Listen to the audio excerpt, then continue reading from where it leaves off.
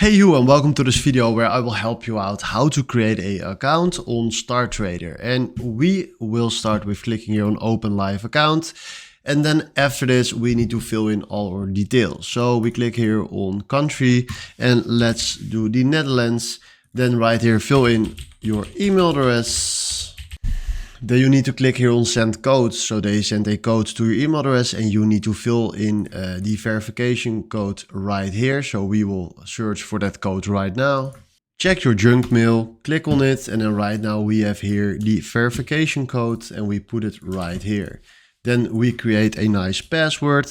Fill in who revert StarTrader, then we do I'm not a US resident, and then we agree the StarTrader agreements, and then from here we click on create account.